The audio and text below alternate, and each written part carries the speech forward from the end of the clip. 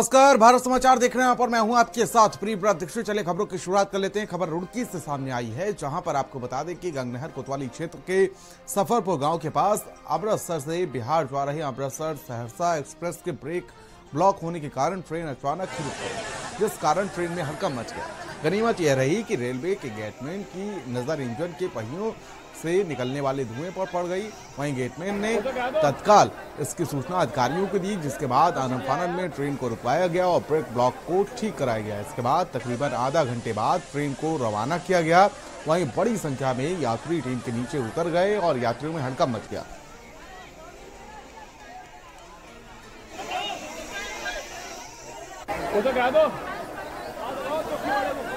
कुछ नहीं है यार।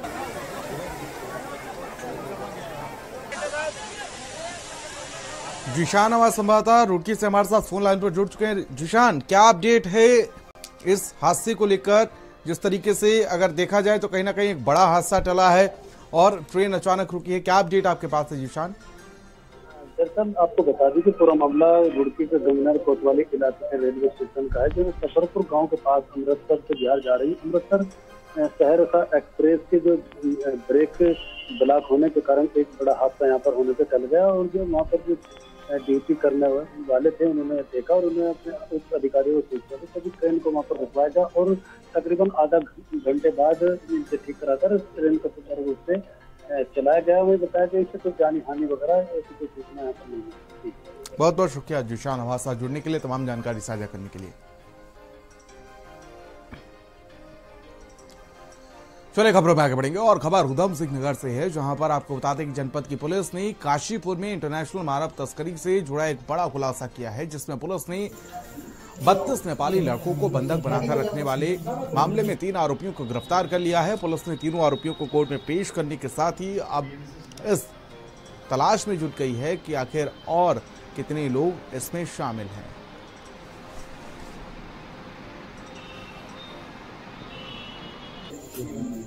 आगे चलो ना। लड़के जो कि नेपाल मूल के थे, उनके द्वारा वहां जाकर के सूचना दी गई थी कि नौकरी के नाम पर उन्हें उधम सिंह नगर में ले आकर के और उनका उत्पीड़न किया गया और उनसे पैसे लिए गए। इस सूचना पे एसएसपी महोदय को उनके द्वारा अवगत कराया गया। सर के द्वारा एक टीम का गठन किया गया और टीम का गठन करने के बाद जब रेस्क्यू किया गया तो ओम विहार कॉलोनी है, जो कि आईटीआई थाना क्षेत्र में चैती एरिया में है। वहाँ पे कुल एक मकान में 32 युवक मिले, जिसमें से 3 नाबालिग थे और 29 जो थे वो एडल्ट थे। इसमें कुल 3 लोगों को गिरफ्तार किया गया, वीरेंद्र शाही के साथ सौरभ और एक और लड़के को, और इनको माननीय न्यायालय के समक्ष पेश किया गया। अभी ये जेल में है। तो पुलिस ने मानव तस्करी का खुलासा किया है, 32 नेपाली लड़कों को रेस्क्यू किया गया है।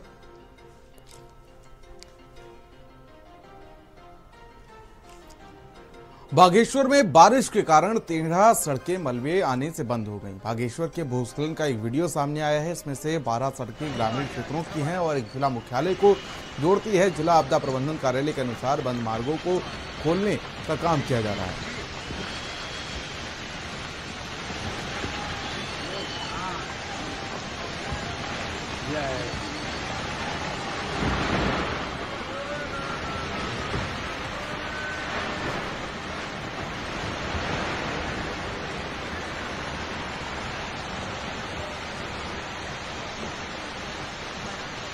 अब जितना आगे आ गया। देखिए जरा बारिश के कारण किस तरीके से लोगों की परेशानी बढ़ती जा रही है और लैंडस्लाइड होने के चलते जिस तरीके से ये वीडियो सोशल मीडिया पर वायरल हो रहा है, भारी भूस्खलन के चलते यातायात भी प्रभावित हुआ है। 12 ग्रामीण क्षेत्र की सड़कें बंद हुई तो वहीं एक जिले को जोड़ने वाली सड़क बंद हुई है।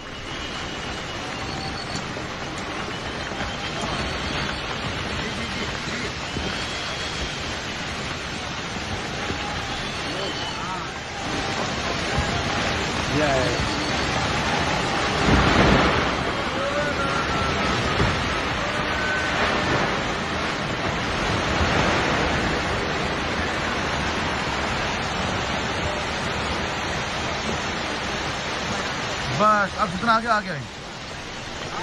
Very good.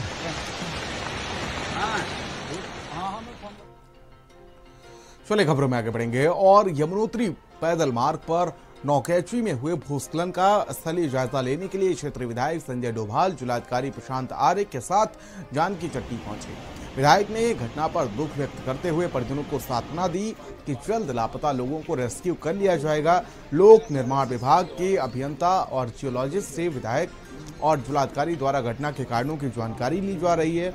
अभी एनडीआरएफ, एसडीआरएफ और साथ ही पुलिस राहत और बचाव कार्य में जुटे हुए हैं।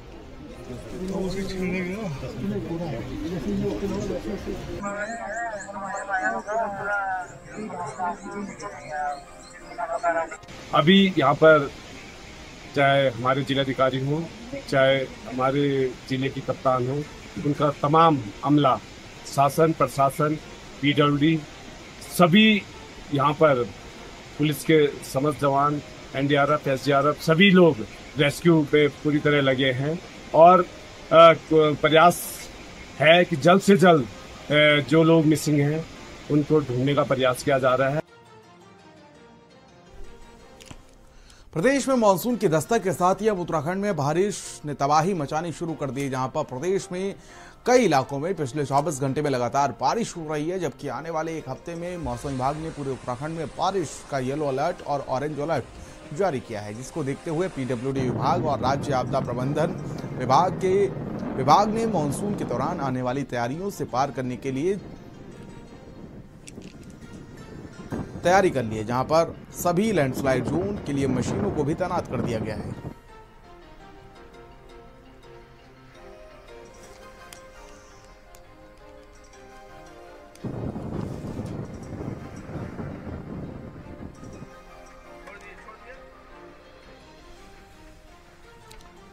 चलिए खबरों में आगे बढ़ेंगे और प्रदेश में मानसून की दस्तक के साथ ही अब उत्तराखंड में बारिश ने तबाही मचानी शुरू कर दी है। प्रदेश के इलाकों में अगर बात की जाए तो पिछले 24 घंटे में लगातार बारिश हो रही है, जबकि आने वाले एक हफ्ते में मौसम विभाग ने पूरे उत्तराखंड में बारिश के चलते जनजीवन अस्त व्यस्त कर दिया है। तो वहीं आपको बता दें कि अगर बात की जाए तो पीडब्ल्यूडी विभाग और राज्य आपदा प्रबंधन विभाग ने मानसून के दौरान आने वाली चुनौतियों से पार पाने के लिए तैयारी कर ली है। ये रोड अभी ये जो रोड ब्लैक दिख रहा है रोड, ये रोड है जो बंद है। अच्छा,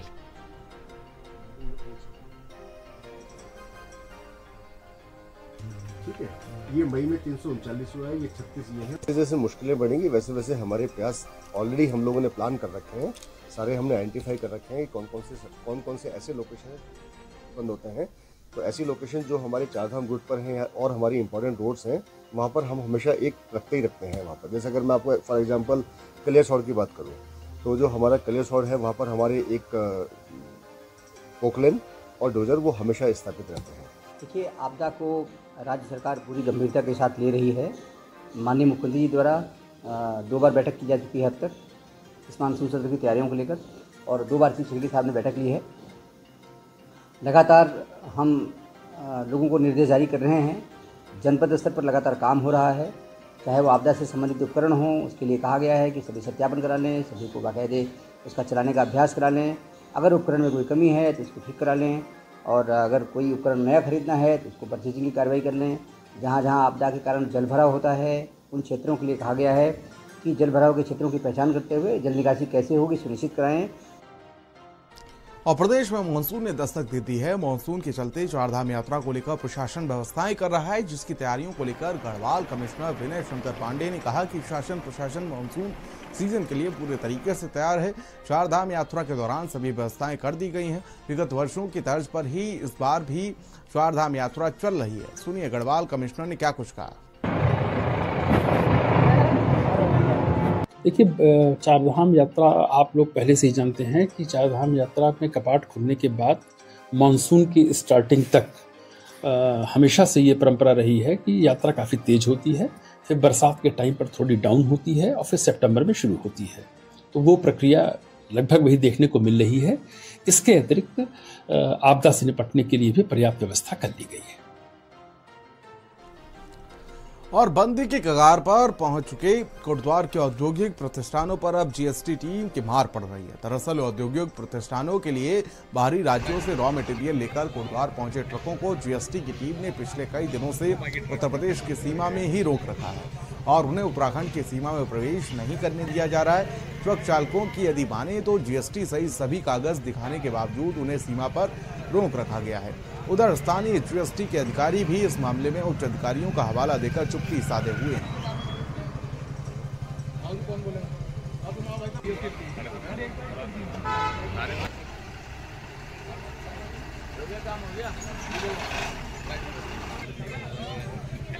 परेशानी ये है, हमारी गाड़ी का नंबर 1 के कागज है, 4-4, 5-5 दिन हो गए खड़े हुए लाइन से। हम कागज लेके जाते हैं, गाड़ी को आराम से बुला लेते हैं, आरसी और लाइसेंस मंगा लेते हैं हमारा, और गाड़ी को बंद कर देते हैं। हम पूछते हैं क्या कमी है, व्यापारी से बताएंगे या मालिक से बताएंगे, तो हमें कोई कमी बताई नहीं जाती है। फिर 4 दिन में वो कमी है पूरी हो जाती है, गाड़ी फ्री में छोड़ दी जाती है। तो अगर चेक इन कर रहे हैं, काटा चेक इन हो या कोई भी चेक इन हो, तो आधे घंटे की 15 मिनट की होती है। चलो गाड़ी में तुम्हें ओवरलोड वजन लग रहा है तो गाड़ी का काटा करवा लो और पर्ची निकलवाओ और छोड़ दो। 4-5 दिन गाड़ी को खड़े हो गए, यहाँ से कागज लेके जाते सेल टैक्स ऑफिस, तो कागज रख लेते हैं, कहते हैं आरसी लाइसेंस ले आओ। उसके बाद में कांटे की बोलते हैं, कांटा करा के गाड़ी अंदर खड़ी कर देते हैं। कोई बताते नहीं है, गाड़ी अंदर खड़ी है, कुछ भी नहीं बता रहे, गाड़ी छोड़ नहीं रहे। दिक्कत क्या, हमें भी तो पता लगे। क्या नाम है आपका? लखन। चलिए खबरों में आगे बढ़ेंगे और देहरादून से बड़ी खबर, जहां पर उत्तराखंड में फिलहाल त्रिस्तरीय पंचायत चुनाव पर नैनीताल हाईकोर्ट ने रोक लगा दी है। हाईकोर्ट की रोक के बाद उत्तराखंड में कांग्रेस बेहद कॉन्फिडेंस में नजर आ रही है। वहीं बीजेपी पंचायत चुनाव को लेकर कांग्रेस पर पलटवार कर रही है और बीजेपी प्रदेश अध्यक्ष महेंद्र भट्ट ने कहा कि कांग्रेस ये बताए कि पंचायत चुनाव लड़ना भी चाहती है या नहीं। देखिए, विपक्ष चुनाव न कराने से खुश है कि चुनाव होने से खुश है, ये भी इसमें स्पष्ट होनी चाहिए। कांग्रेस के लोग पहले से लगे चुनाव नहीं हो रहे। सरकार ने यथासमय चुनाव निश्चित किए, नामांकन के हफ्ते के अंदर मतदान हो जाएगा, अगला मतदान उसके 5 दिन बाद हो जाएगा और उसके 1 महीने के अंदर पूरे चुनाव की प्रक्रिया समाप्त होगी। चलिए खबरों में आगे बढ़ेंगे। देहरादून से अगली बड़ी खबर सामने आ रही, जहां पर कांग्रेस प्रदेश अध्यक्ष करण माहरा ने बीजेपी अध्यक्ष महेंद्र भट्ट पर पलटवार करते हुए कई आरोप लगाए हैं, जिसमें उन्होंने आरक्षण पर जो सवाल उठाए और कहा कि कई जगह पर बीजेपी वालों ने निकायों में रहने वालों के वोट अब पंचायती बना दिए हैं। यहाँ पर कांग्रेस ने आपत्ति जताते हुए कार्रवाई की मांग की और लगातार नजर रखने की चेतावनी दी है। देखिए, पूरी नज़र है और नाम अभी चढ़ चुके ना, 6 महीने पूरे होने से पहले नाम चढ़ चुके, तो ये ही अपने आप में एक बहुत बड़ा डिफ़ॉल्ट होगा। ये तो इलेक्शन कमीशन को तय करना पड़ेगा, जिलाधिकारी को तय करना पड़ेगा कि जिन्होंने 6 महीने पहले होने से पहले नाम चढ़ा लिए वो वैसे भी डिबार हो जाने चाहिए, चाहे वो 1 साल बाद लिखाएं। उन्होंने त्रुटि की है, दोष किया है, तो उस पर कुछ ना कुछ एक्शन लेना चाहिए। दूसरा मैं ये कहना चाहता हूँ, एक नियमावली बनी, आपकी जानकारी में होगा शायद, 2016 में बनी नियमावली यहाँ की है। जियो चल रहा है अभी यूपी का, 16 में कांग्रेस ने उसको शुरुआत कर दी थी, 16 से लेके 19 में 20 में एक चुनाव हो गया, एक चुनाव ये दूसरा चुनाव हो गया, अभी तक भारतीय जनता पार्टी की सरकार है 16 के बाद। इन्होंने उसको आज तक हमारी अपनी उत्तराखंड की पंचायत चुनाव की नियमावली नहीं बन पाई है। चलिए खबरों में आगे बढ़ेंगे और देहरादून से खबर सामने आई है, जहां पर उत्तराखंड हाईकोर्ट ने प्रदेश में शुरू हुई पंचायत चुनाव की प्रक्रिया पर रोक लगा दी है। ये रोक आरक्षण पर स्थिति स्पष्ट न होने की वजह से लगाई गई है। वहीं अब कैबिनेट मंत्री रेखा आर्य का कहना है कि त्रिस्तरीय पंचायत चुनाव को लेकर हाईकोर्ट का जो भी निर्णय होगा उस पर अभी परीक्षण किया जाएगा। कोर्ट ने जो भी निर्णय लिया है प्रदेश और त्रिस्तरीय पंचायत चुनाव के हित में लिया है।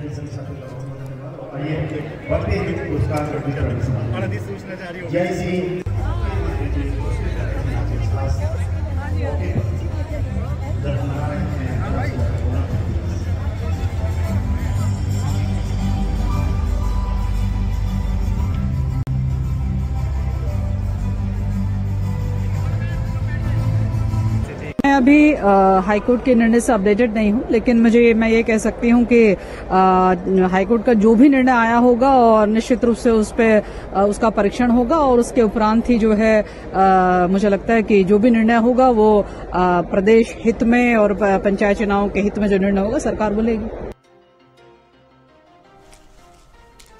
और खबर देहरादून से, जहां पर बीजेपी के पूर्व विधायक सुरेश राठौर को बीजेपी ने नोटिस जारी कर दिया है कि बीजेपी ने उन्हें अचानक से उन पर सवाल करते हुए उन्हें 7 दिन में अपना जवाब देने के लिए निर्देश दिए हैं, वरना पार्टी उनके खिलाफ कार्रवाई करेगी। आपको बता दें कि सुरेश राठौर ने पहली पत्नी के होने के बावजूद दूसरी पत्नी से शादी की है। जहां पर नोटिस जारी होने के बाद सुरेश राठौर पहुंचे बीजेपी प्रदेश कार्यालय। मीडिया से बात करते हुए कहा कि मैंने पार्टी के बारे में कोई आपत्तिजनक बात नहीं की है। सुनिए।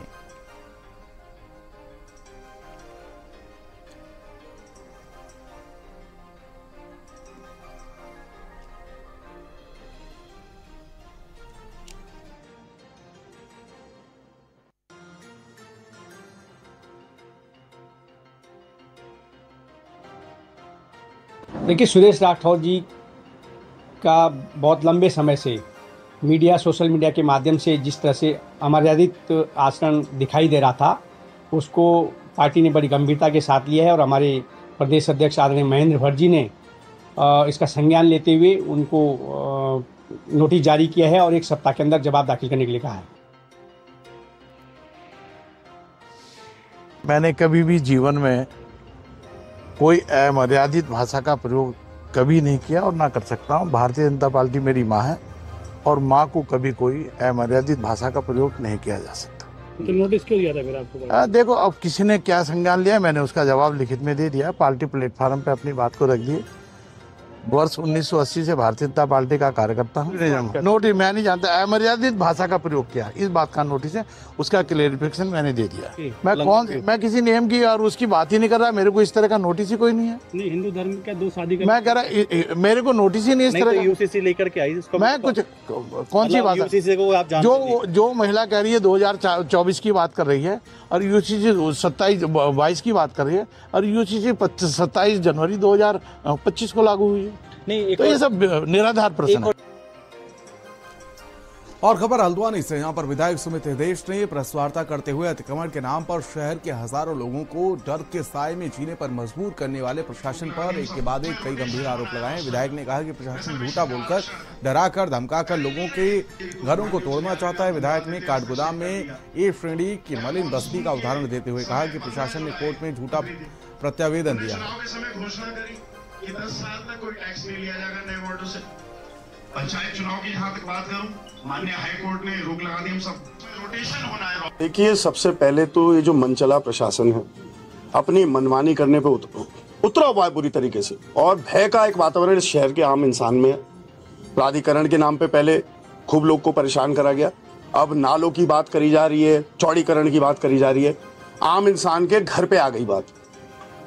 मलिन बस्ती श्रेणी है, काठगोदाम थी, 150 से ज्यादा मकान और दुकान डरा डरा के तोड़वा दिए उनसे और कोर्ट में प्रत्यावेदन क्या दिया कि हमने कुछ भी नहीं कहा किसी से तोड़ने को, खुद तोड़ा इन्होंने। तो इतना झूठ तो नहीं कहना चाहिए। और ठीक है, आप विकास के बारे में सोच रहे हैं, किसी इंसान का मकान टूट के विकास नहीं होता। हमने तो जीवन भर विकास, सारे जितने लोग हैं, इतने सीनियर लोग हैं, आप इनसे पूछिए कभी क्या मकान तोड़ के किसी का विकास आपने देखा आज तक? उत्तराखंड की खबरों में फिलहाल मेरे साथ इतना ही। मुझे दीजिए इजाजत। नमस्कार।